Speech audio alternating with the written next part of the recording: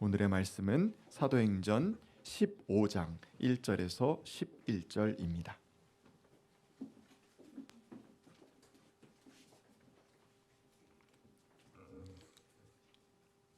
몇몇 사람이 유대에서 내려와서 이렇게 신도들을 가르쳤다. 여러분이 모세의 관례대로 할례를 받지 않으면 구원을 얻을 수 없습니다. 그래서 바울과 바나바 두 사람과 그들 사이에 적지 않은 충돌과 논쟁이 벌어졌다. 드디어 안디옥 교회는 이 문제로 바울과 바나바와 신도들 가운데 몇 사람을 예루살렘으로 올라가게 해서 사도들과 장로들을 찾아보게 하였다. 그들은 교회의 전송을 받고 떠나서 페니키아와 사마리아를 거쳐가면서 이방 사람들이 회개한 일을 이야기하였다. 그리하여 그들은 그곳의 모든 신도들을 매우 기쁘게 하였다. 예루살렘에 이르러서 그들은 교회와 사도들과 장로들에게 환영을 받고 하나님께서 그들과 함께 행하신 일들을 모두 보고하였다. 그런데 바리새파에 속하였다가 신도가 된 사람 몇이 일어나서 이방 사람들에게도 할례를 행하고 모세의 율법을 지키도록 명하여야 합니다 하고 말하였다. 사도들과 장로들이 이 문제를 다루려고 모였다. 많은 논쟁을 한 뒤에 베드로가 일어나서 그들에게 말하였다. 형제 여러분, 여러분이 아시는 대로 하나님께서 일찍이 여러분 가운데서 나를 택하셔서 이방 사람들도 내가 전하는 복음의 말씀을 듣고 믿게 하셨습니다. 그리고 사람의 마음속을 아시는 하나님께서는 우리에게 주신 것과 같이 그들에게도 성령을 주셔서 그들을 인정해 주셨습니다. 하나님께서는 그들의 믿음을 보셔서 그들의 마음을 깨끗하게 하시고 우리와 그들 사이에 아무런 차별을 두지 않으셨습니다. 그런데 지금 여러분은 왜 우리 조상들이나 우리가 다 감당할 수 없던 멍에를 제자들의 목에 메워서 하나님을 시험하는 것입니까? 우리가 주 예수의 은혜로 구원을 얻고 그들도 꼭 마찬가지로 주 예수의 은혜로 구원을 얻는다고 우리는 믿습니다. 이는 하나님의 말씀입니다. 주님의 은총과 평강이 여러분과 함께 하시기를 간절히 기원합니다. 지난주 그리스도인에 대한 설교를 함께 나누셨는데 기억하시죠? 네, 고맙습니다. 안디옥 교회에 있는 사람들이 그리스도인이라는 별칭을 얻게 되었지요. 안디옥 교회를 통하여서 수많은 사람들이 예수를 믿게 되었습니다. 박해를 피해서 예루살렘을 탈출해서 나아갔던 사람들이 오히려 전화 위복의 계기를 만들게 된 것입니다. 수많은 다른 사람들을 만나게 되었고 그곳 가운데에서 예수가 전파되게 되었습니다. 복음으로 사는 기쁨을 누리는 사람들이 세상에 늘어나기 시작한 것입니다. 안디옥 교회는 예루살렘 교회에서 파송한 바나바가 그 사역의 중심에서 일을 감당하였고, 바나바는 점차 감당하기 힘들어진 그 커진 사역 가운데에서 저 다소 있었던 바울, 사울이라고 이제 그때까지는 사울이라고 표현하고 있는데 사울을 불러내서 함께 사역을 하고, 그리고 그곳이 점점 더 왕성해집니다. 그리고 여러분 잘 알고 계시는 대로 바나바와 바울은 1차 전도 여행을 떠납니다. 키프로스와 터키 남부 지역을 돌아다니면서 예수를 전하죠. 수많은 이방 사람들이 예수를 믿게 됩니다. 유대인들이 예수를 믿을 뿐만이 아니라 이방 사람들도 예수를 믿게 되었다는 놀라운 소식이 예루살렘에까지 전파되게 되었고, 예루살렘 교회는 놀라지 않을 수 없었습니다. 그리고 야, 진짜 어떻게 하고 있나라고 궁금한 마음도 들었을 거예요. 도대체 어디서 이런 놀라운 사건들이 벌어지고 있나 하는 마음 속에서 그들은 안디옥 교회로 찾아갑니다. 안디옥 교회에 가서 사람들을 만나고 안디옥 교회가 더욱더 굳건하게 커지기를 바라고 안디옥 교회가 뿌리가 든든한 곳이 되기를 바라는 마음으로 유대인들이 그곳에 간 것이죠. 그리고 그들의 전통과 그들의 힘을 그 안디옥 교회에 전해주기 위해서 애씁니다.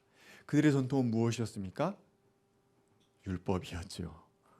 예, 맞습니다. 예루살렘에서 간 유대인들이 안디옥 교회에 가서 그 안디옥 교회를 더욱더 굳건하게 하기 위해서 율법을 전해주고자 했습니다. 특별히 할례를 받으라고 권하게 됩니다.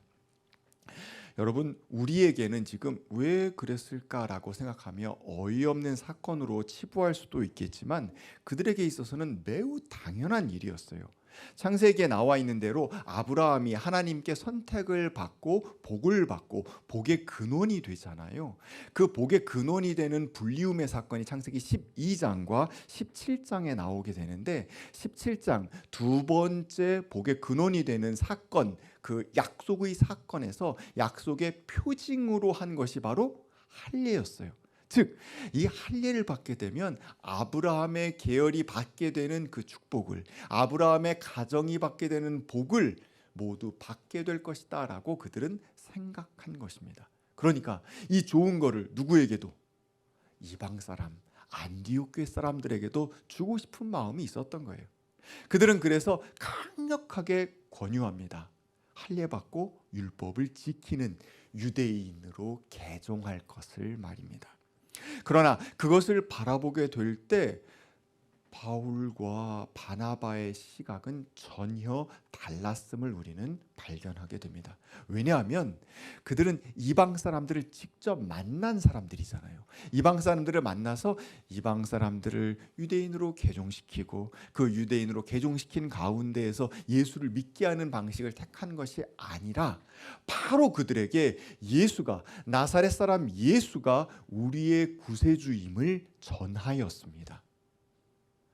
그런데 그 중간에 아니야, 유대인이 되어야 돼, 유대의 전통 가운데 있어야 돼, 그래야 아브라함이 받는 복을 누릴 수 있어 라고 하는 사람이 나타났으니 이들 둘 사이에 갈등이 생길 수밖에 없게 된 것입니다.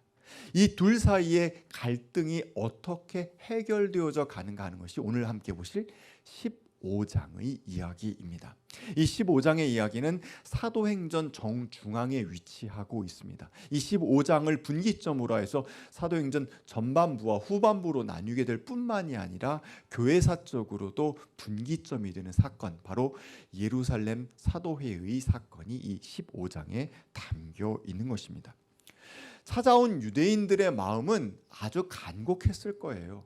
모두 다 아브라함의 후손으로 만들고 싶은, 아브라함의 복을 받는 사람이 되게 하고 싶은 그런 간절한 마음이 있었을 겁니다. 그러나 바나바와 바울도 또한 아주 마음이 간결하고 간절했습니다. 예수 그리스도를 통해서 그가 만난 하나님, 그 하나님을 이방인들에게 전했고 그 이방인과 함께 그 교회를 이루어가고자 하는 그 열망이 매우 컸기 때문입니다. 안디옥 교회는 이 갈등을 해결하기가 어려웠어요. 결국 그래서 안디옥 교회는 최종적으로 어떤 결정을 내리게 되냐면 예루살렘에 있는 예수의 제자들, 즉 사도들에게로 사람을 보내서 이 문제를 해결하기로 합니다. 여기서 참 놀라운 지점은 안디옥 교회가 이 문제의 상황을 그대로 직면하였고 자신의 외부에 노출시켰다라는 지점입니다. 한국교회의 많은 문제점 가운데 하나가 무엇입니까? 문제가 생겼을 때 은혜로 덮는 겁니다. 네, 주님의 은혜로 모든 것을 그냥 적당히 덮고 넘어가는 겁니다. 하지만 안디옥 교회는 그런 방법을 택하지 않고 전공법을 사용했습니다. 문제를, 자신들 안에 있는 갈등을 노출시켰어요. 어디에까지?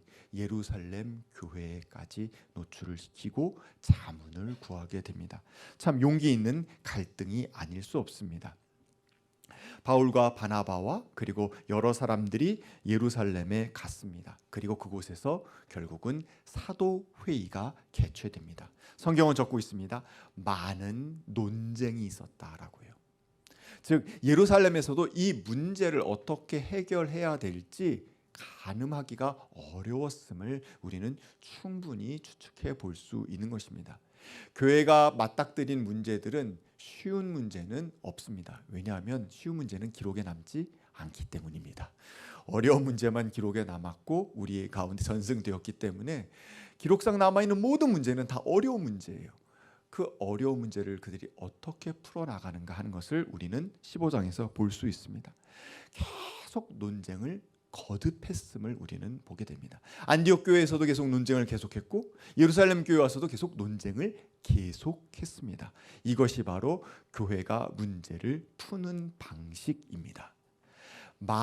문제에 대해서 노출시키고 말을 하는 사람들이 말할 수 있도록 언론의 통로를 확보해 주는 거예요.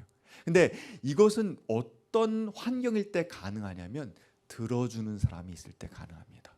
들어주는 사람이 없을 때는 아무리 말을 하고 싶어도 말을 할 필요가 없어요. 벽 보고선 얘기하는 것도 하루 이틀이지 누군가 들어주는 사람이 있었다라는 거예요. 특별히 사도들과 지도자들이 그 이야기를 잘 들어주었다라는 것을 우리는 생각해 볼 수 있습니다. 즉 어떤 다른 의견이 있을 때 이야기를 나눌 수 있는 충분한 환경이 갖추어져 있다 이런 거예요. 꼭 내가 그 의견에 동의하지 않을 수도 있어요. 하지만 그 이야기를 내가 노출시킨다고 하여서 제기한다고 하여서 나는 그 공동체에서 축출당하는 것은 아니라는 신뢰, 상호 간의 믿음이 그들 가운데는 있었음을 우리는 유추해 볼 수 있습니다. 이런 많은 논쟁이 거듭되는 가운데 결국 베드로가 나서게 됩니다. 자신의 신앙의 체험을 나누게 되는데요. 그 신앙의 체험은 여러분 잘 알고 계신 것처럼 그가 백부장 고넬료를 만난 사건입니다.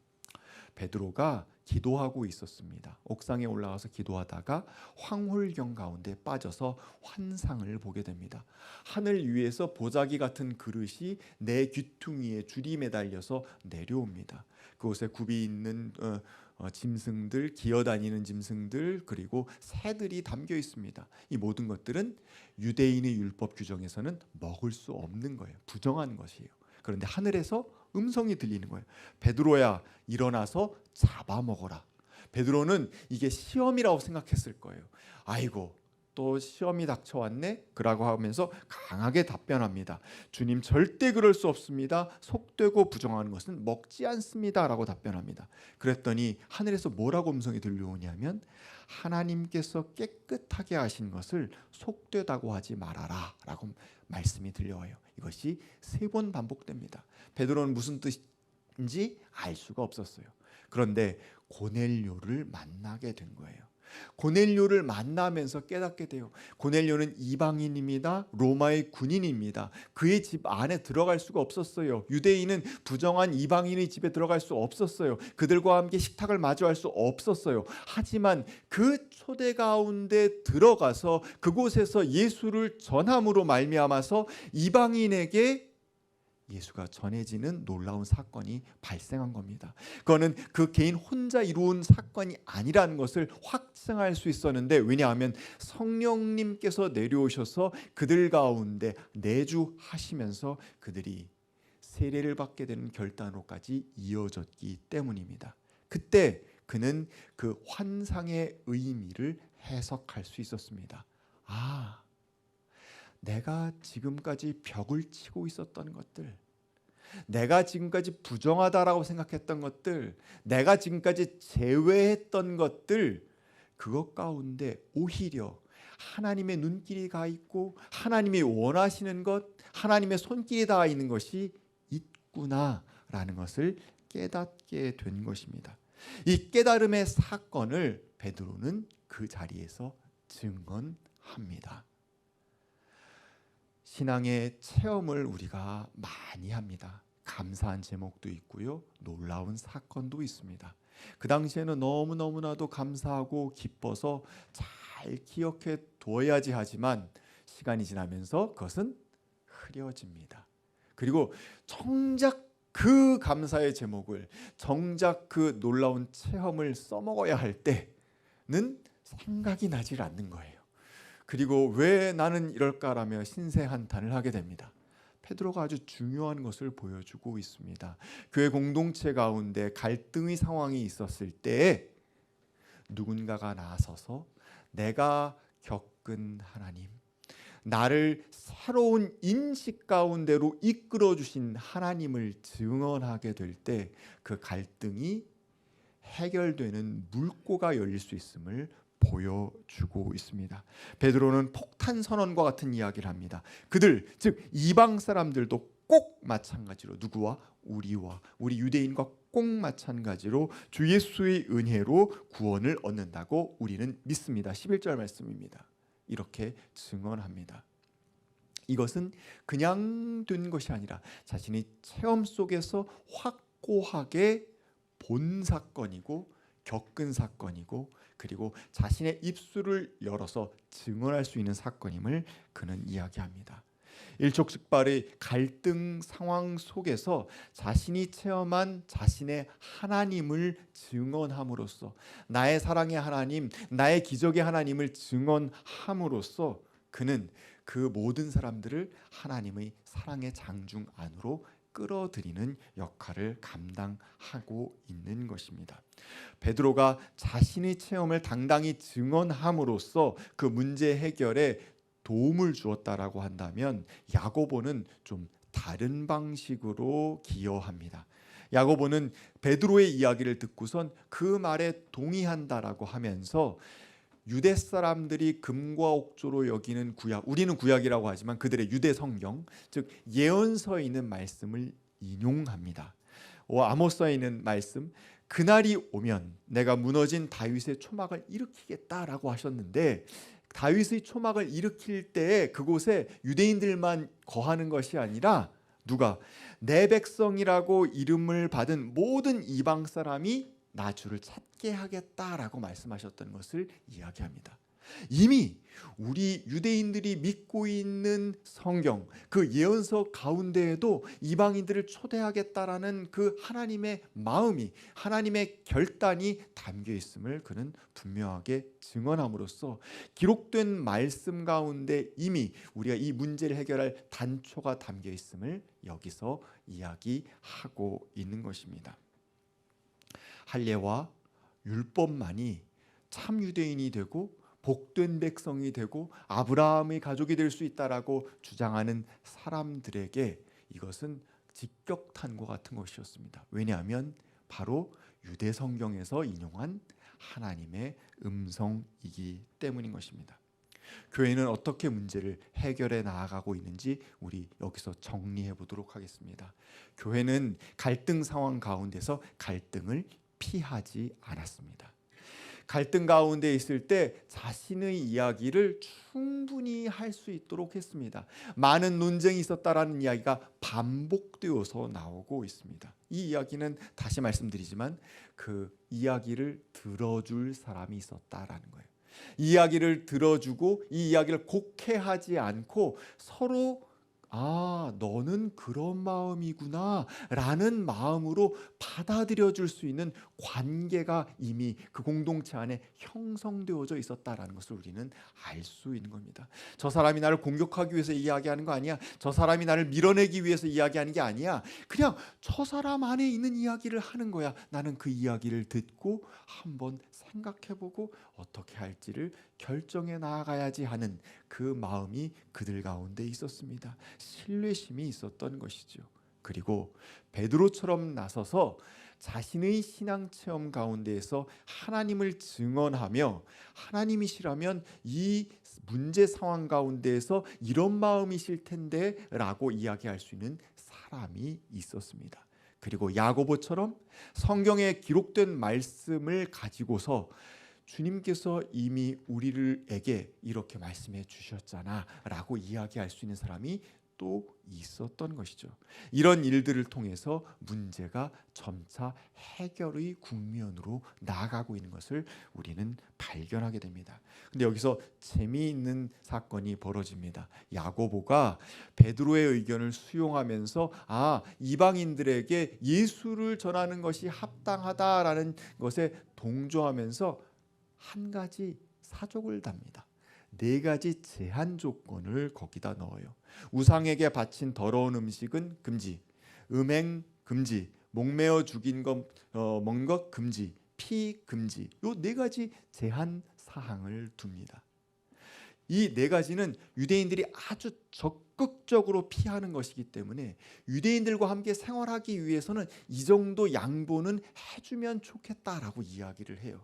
그리고 이것을 기화로 해서 예루살렘 교회에 있는 다른 유대인들도 이방인에게 유대교로 개종하지 않고, 즉 할례받게 하거나 그리고 율법을 지키게 하지 않고 예수를 직접 믿고 나아갈 수 있는 길에 대해서 찬성하는 음성을 듣게 된 것입니다. 유대인, 당신들이 생각하는 것들, 당신의 마지노선이라 생각하는 것들 수용해 주는 방식으로 나아갈게라고 야고보가 제안한 것입니다. 그리고 유대인들은 그것을 받아들인 거예요. 이것을 기록해서 편지로 써서 이방 사람들이 모여 있는 안디옥 교회로 보냅니다. 놀라운 건 안디옥 교회에 있는 사람들도 그것을 받아들였다라는 겁니다. 기쁘게 받아들였다라고 기록하고 있어요. 여러분, 그래 잘 타협이 됐나라고 쉽게 생각할 수 있지만 생각해 보십시오. 그 양쪽 끝에 있는 그 누구도 만족스럽지 않았을 수 있습니다. 안디옥 교회에 있었던 사람들 가운데에서 이방 사람들에게 예수를 증언하는 데 있어서 유대교적인 그 어떤 것도 불필요하다라고 생각했던 사람에게 있어서는 네 가지 제한 조항이라는 것은 불필요한 거였어요. 왜 그거를? 왜 우리가 그걸 해야 돼? 유대 사람들 당신들이나 지키면 되지 왜 우리한테 그걸 요구해? 라고 생각할 수 있었어요. 유대인들은 또 어땠겠습니까? 유대인들 나름대로 왜 할례도 받지 않은 사람한테 아브라함의 가족이 될 수 있다라는 이야기를 해야 돼?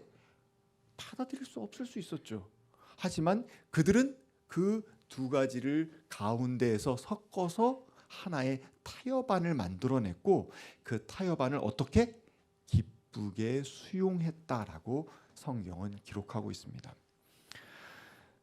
교회에서 벌어지는 갈등과 그리고 그 갈등의 해소가 반드시 완벽한 진리, 하나의 길 위에서 이루어지는 것은 아닙니다. 우리는 사람이 모여 있는 곳이고 사람마다 각기 다 다른 생각과 인식 또 다른 신앙 속에서 있습니다.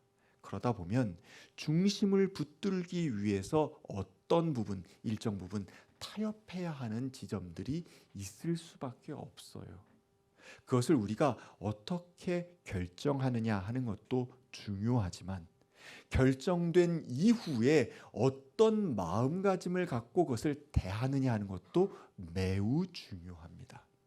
성경은 그들이 기쁘게 그것을 받아들였다라고 기록하고 있어요. 쉽지 않은 일입니다. 하지만 그들은 그것을 통해서 더 큰 도약을 이룰 수 있었습니다. 그때는 아마 몰랐을 거예요. 하지만 이 네 가지의 금지 조항을 받아들임으로써 그들은 사도 바울의 2차 전도 여행과 3차 전도 여행이 폭발적으로 일어나게 되는 사건을 경험하게 됩니다. 그리고 이방, 그들이 땅끝이라고 생각하는 곳까지 나아가서 예수의 이름이 전파되는 놀라운 사건이 벌어지게 되는 것이거든요. 이 15장을 계기로 하여서 그 이전의 교회와 그 이후의 교회는 그 중심이 완전히 변모하게 됩니다. 즉 예루살렘 중심으로 해서 유대인 중심으로 모여있던 교회에서 확장되어서 수많은 이방 사람들이 함께하게 되는 폭이 매우 넓은 공동체로 변모하게 되었다라는 것입니다. 갈등의 상황 가운데에서 교회는 용기를 내었고 그리고 모든 이야기들을 가감없이 받아들이고 수용하고 들었습니다. 많은 논쟁을 했다라고 성경은 반복해서 적고 있습니다. 그리고 그 많은 논쟁 끝에 베드로와 같은 사람의 신앙의 하나님의 체험과 야고보 같은 사람의 성경의 말씀을 통하여서 그들은 하나의 타협점을 만들어냈고 그 타협점을 통해서 그 공동체는 새로운 전기를 마련하게 되었습니다. 주님께서 우리에게 어떤 길을 허락하여 주실지 우리는 알지 못합니다. 3개월 전, 3개월 이후가 이런 모습일지 전혀 예상하지 못했습니다. 하지만 하나님께서는 우리를 조금씩 조금씩 보듬으시고 이끄시면서 새로운 길로 끊임없이 계속 인도해 가고 계십니다. 그 길 가운데 갈등이 없을 수 없습니다. 그 길 가운데 섭섭함이 없을 수 없습니다. 그 길 가운데 문제가 없을 수 없습니다. 하지만 그 길 가운데 그것을 해결해 나가고 그 길 가운데 그것을 받아들이고 수용하는 일, 그것이 바로 교회가 걸어온 길이었다라는 것을 우리는 기억해야 하겠습니다. 우리는 주님께서 이끌어 주시는 길 위에 서 있는 사람입니다. 주님 자녀다운 삶을 이 모습 속에서 찾고 앞으로 나아갈 수 있기를 간절히 기원합니다. 함께 주신 말씀 두고 거듭의 기도 드리겠습니다.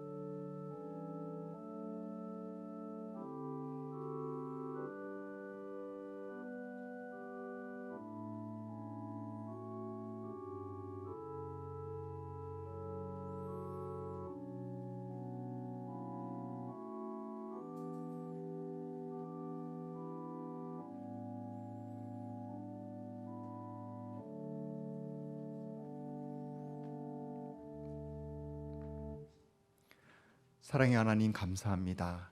우리를 사랑의 공동체 한가운데로 주님께서 불러주셨습니다. 이 공동체는 주님의 공동체이고 주님을 닮은 공동체이고 주님을 향한 공동체입니다. 주님, 이 공동체가 더욱더 왕성하기를 원합니다. 주님, 이 공동체가 더욱 성숙하고 성장하기를 원합니다. 그 길 위에 우리들 서 있음을 믿음으로 고백합니다. 사람들이 모여 있는 가운데에 피치 못할 여러 가지 어려움도 있겠지만 주님, 주님의 지혜로 주님께서 우리에게 주신 그 신앙의 체험으로 그리고 주신 말씀 속에서 이 모든 것들을 헤쳐나갈 수 있는 지혜를 허락하여 주시옵소서. 공동체가 더욱더 단단해지게 하여 주시옵시고 공동체가 주님께 큰 영광 돌리는 공동체 될 수 있도록 이끌어 주시옵소서. 예수님의 이름으로 기도하였습니다. 아멘.